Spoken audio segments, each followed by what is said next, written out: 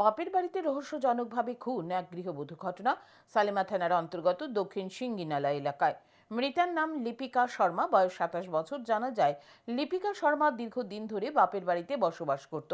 সালেমা থানার পুলিশ ঘটনার তদন্তে নেমেছে। সালেমা থানার অন্তর্গত দক্ষিণ সিঙ্গিনালা এলাকার বাসিন্দা লিপিকা শর্মার 14 বছর পূর্বে বিয়ে হয়েছিল দক্ষিণ মানিক ভান্ডার এলাকার বাসিন্দা দীপক দেবনাথের সাথে। বর্তমানে তাদের 13 বছর বয়সী এক মেয়ে রয়েছে। মেয়ের জন্মের কিছুদিন পর থেকে লিপিকা শর্মা বাপের বাড়িতে চলে আসে। তারপর সে আর স্বামীর বাড়িতে ফিরে যায়নি। এর মধ্যে লিপিকা শর্মা বহির্রাজ্যে একটি পক্সো মামলায় জড়িয়ে পড়ে।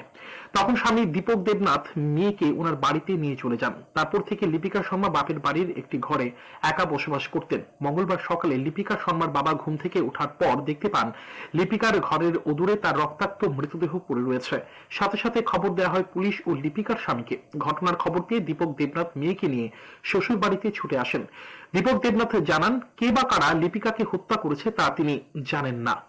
লিপিকার মুখমণ্ডলে আঘাতের চিহ্ন রয়েছে, মুখমণ্ডল থেতলে দেওয়া হয়েছে। তিনি আরো জানান, ফুলছড়ি এলাকার সুজিত দাস নামে এক যুবকের সাথে লিপিকার সম্পর্ক ছিল।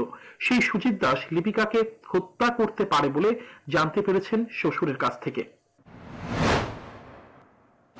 এখানেই থাকে, আমার এখানে যাওয়া আসা করে না। লিপিকা শর্মা।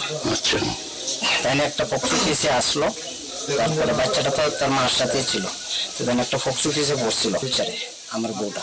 আচ্ছা, এখানে থাকা সত্যি।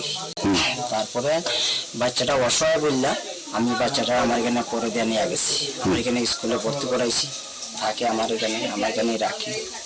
আজকে সকালে নিয়ে আসছি। আমার সময় দিকে বলতেছে যে আমার বাচ্চাটা কই, আমি বলছি আমার ঘরে আছে। তার মারা কেটা মায়েরা ফেলাইছে ঘরের কাছে না, তার লই আয়া তাড়াতাড়ি। আমি তাড়াতাড়ি আইলাম, এই আয়েসের দূরে দেখলাম।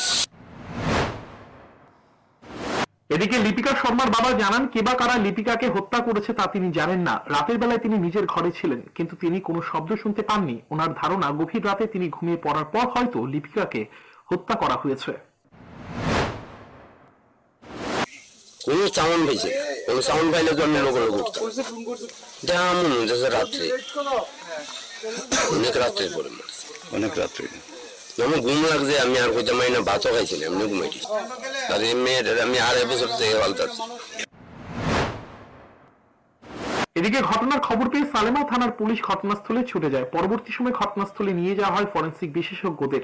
ফরেনসিক বিশেষজ্ঞরা ঘটনাস্থল থেকে নমুনা সংগ্রহ করার পর পুলিশ মৃতদেহ উদ্ধার করে ময়না তদন্তের জন্য হাসপাতালে নিয়ে যায়। এখন দেখার, সালেমা থানার পুলিশ এই হত্যার ঘটনার কিনারা করতে সক্ষম হয় কিনা।